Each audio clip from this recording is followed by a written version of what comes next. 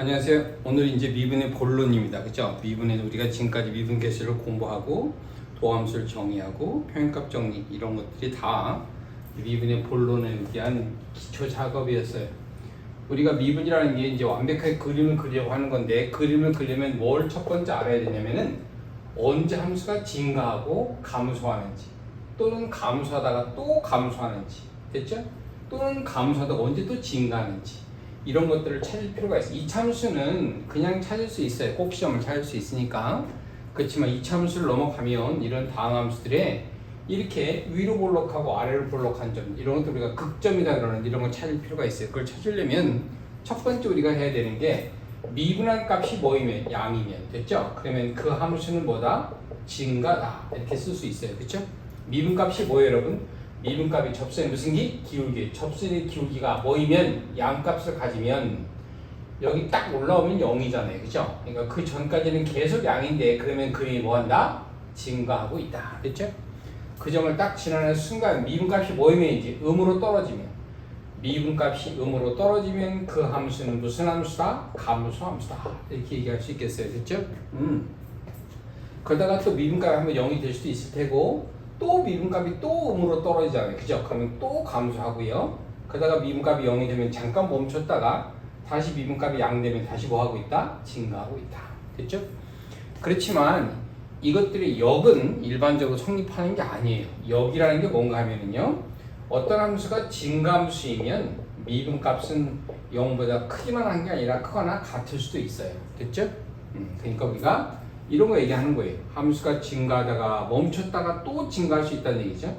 그러니까 이런 것들은 증가함수가 되겠죠. 지금 멈춘 점이 하나밖에 없거든요. 증가라는 게 어떤 두 점을 찍었을 때 x가 커지면 함수가 따라서 커지는 거예요. 됐죠? 이런 거는 뭐가 아니에요. 이런 건 증가가 아니에요. 그죠?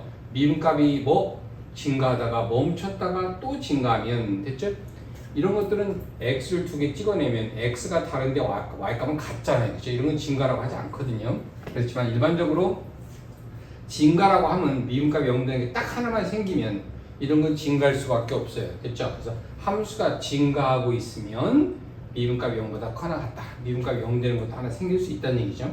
그래서 일반적으로 이놈의 역은 성립하지 않고요. 함수가 감소하면 미분값이 뭐다? 0보다 작거나 같아야 된다. 됐죠?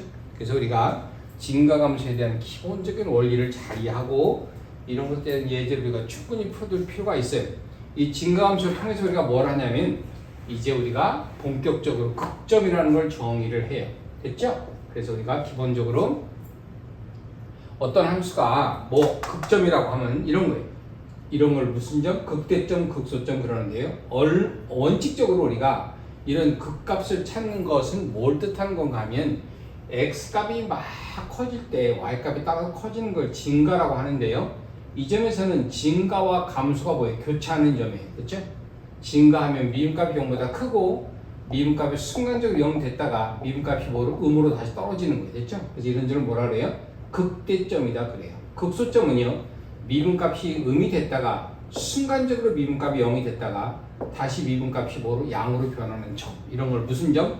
극소점이다 그래요. 됐죠? 그래서 우리가 일반적으로 정의를 내려고 하면은 모든 x에 어떤 구간의 모든 x에 대해서 어떤 점에서 함수값이 이미의 점 x의 값보다 크면 이런 게 바로 무슨 점이에요? 이게 바로 극대점이에요. 됐죠? 거꾸로 어떤 함수값이 이미 x에 대해서 구간에서 항상 이렇게 작으면 이거 무슨 점?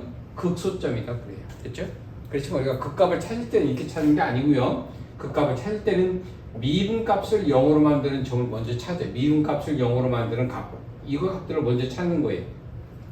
왜냐하면 극점이 되려면 미분값을 0으로 만들어야 되거든요. 그죠? 그래서 미분값이 이 무수히 많은 점 중에 우리가 어떤 점이 극점인지 알겠어요. 그래서 먼저 미분값을 0으로 만든 x값을 먼저 찾아요. 그리고 나서 우리가 미분값이 0 되는 점이 이렇게 주어지면 뭘 그래? 증가표를 그리는 거예요. 그죠? 이 세 개의 점에서 미분값이 뭐 됐어요? 0 됐어요. 그러면 그 점들의 좌우에서 적당한 값들을 이렇게 찍어서, 그죠? 그래서 미분값이 음이면 함수가 무슨 소? 감소. 음이면 또 감소. 양이면 증가. 음이면 감소. 그래서 그림의 개형이 감소하다가 멈췄다가 감소하다가 멈췄다가 증가하다가 멈췄다가 감소하는 거예요. 됐죠?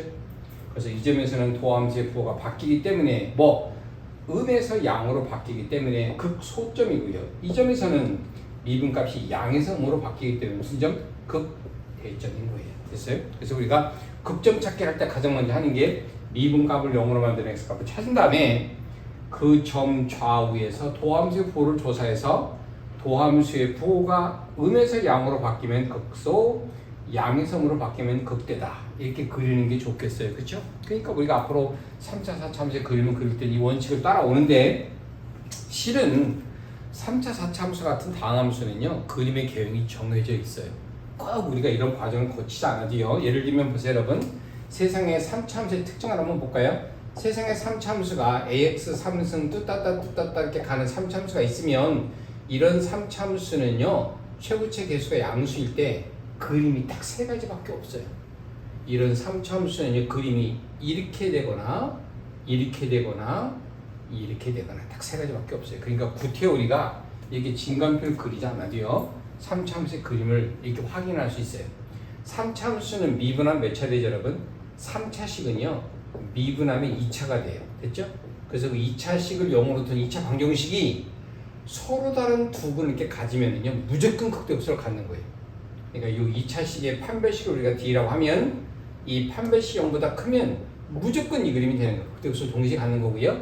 만약에 판별식 0이면 즉 미분한 2차식의 판별식 0이면 그러면 근이 하나밖에 없으니까 이거고요.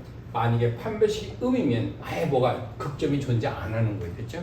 그래서 우리가 3차함수의 그림을 그릴 때는요. 꼭 이렇게 진간표를 그리지 않아도 미분한 2차식을 0으로 뒀을 때 그 2차 방정식이 서로 다른 두 근을 가지면 반드시 극점이 두 개 생기는 거고요. 그 2차 방정식이 중근을 가지면 극점이 없는 거예요. 그죠? 그렇지만 증가하다가 0 됐다가 또 증가하는 거니까 그죠? 이런 것들 우리가 변곡점이다 그러는데요. 곡선의 모양이 바뀌는 점이 생기는 거고요. 2차식에 근이 없으면 실근이 없으면 허근을 가지면 이게 밋밋하게 항상 단조 증가하는 거예요. 됐죠? 3차 함수의 개형을 기억하고 3차를 개형을 기억하면은요 4차는 더 쉬워요. 4차는요 3차에서 한 번 더 꺾어지는 거거든요. 그죠? 초고체계수 양수라고 했을 때 4차는 요게 3차면 한 번 더 꺾어지면 4차고요.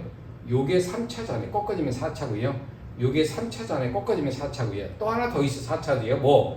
Y축 대칭되는 Y꼴 X 4승 같은 그림이 하나 있거든요. 그죠? 그래서 세상에 4차는요 딱 이 네 가지밖에 없어요. 그러니까 4차 함수는 극소값 하나, 극소값 하나, 극소값 하나. 얘는 미분값이 0 되지만 극점은 아니고요. 그 다음에 뭐예요? 극소값 2개, 극대값 하나. 됐죠? 그러니까 4차 함수의 최고체 개수가 양수일 때는요. 극대값을 갖는 케이스가 딱 하나밖에 없어요. 그래서 4차는 미분하면 몇 차 되죠?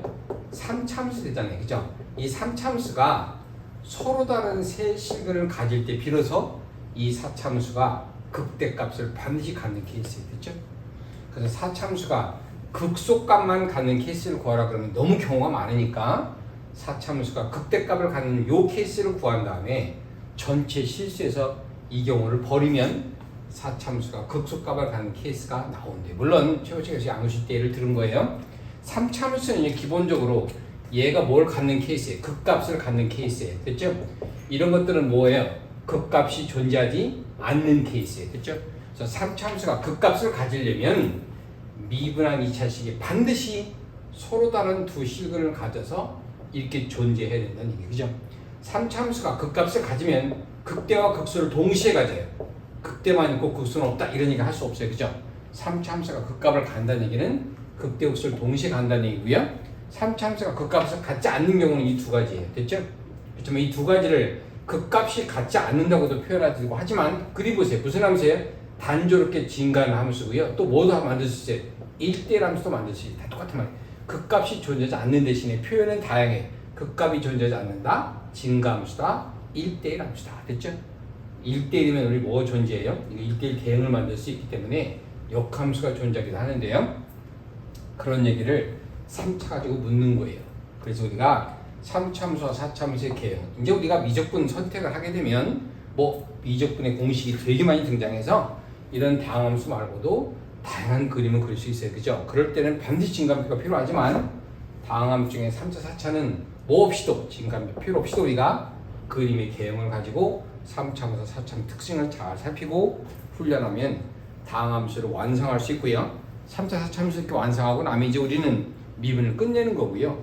이 미분을 가지고 이제 우리가 그림을 그리면 뭐예요?